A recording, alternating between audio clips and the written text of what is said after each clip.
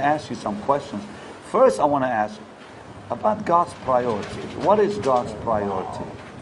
That's probably one of the most important questions, because we have been focusing on what I call the minor, and we've been missing the major. Well, how true, how right. Priority has to do with what's the most important thing on earth. And Jesus stated God's priorities. Listen, precious people, this is powerful. It's found in Matthew chapter 6. He began, first of all, by telling us what is not our priority, which we've made our priority. Our priority as humans is food, clothes, water, house, land, security, and self-actualization. Exactly. Which is what Maslow talks about.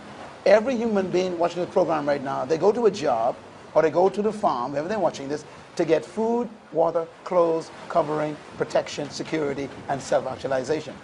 Jesus began his statement by condemning all of that. He says, why do you worry? Why do you make priority of food and clothes and land and car and house? He says, the Father knows you need those things. Right. They are not your priority. Then he says, only pagans prioritize those things. Then he says this. He says, but seek ye first. In other words, first means priority.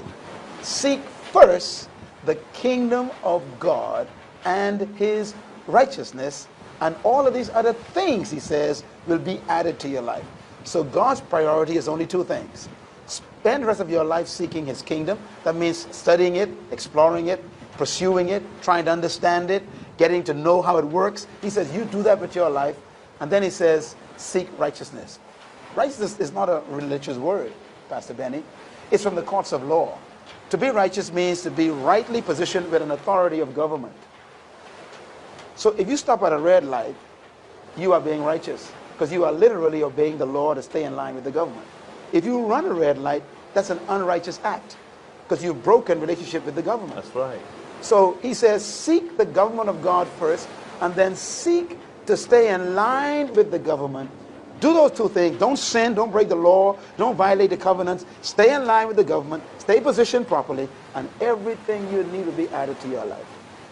That's the most powerful message of Jesus Christ. That's why his first announcement was, change your thinking. The kingdom of heaven has returned to earth. So, how do people seek the kingdom?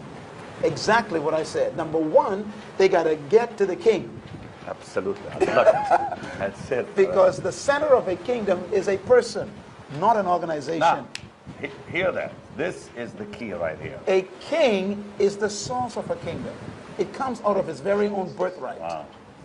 So you can first seek the king. That's why Christ says, if you come unto me, that's right, then you'll know the kingdom Absolutely. of God. One time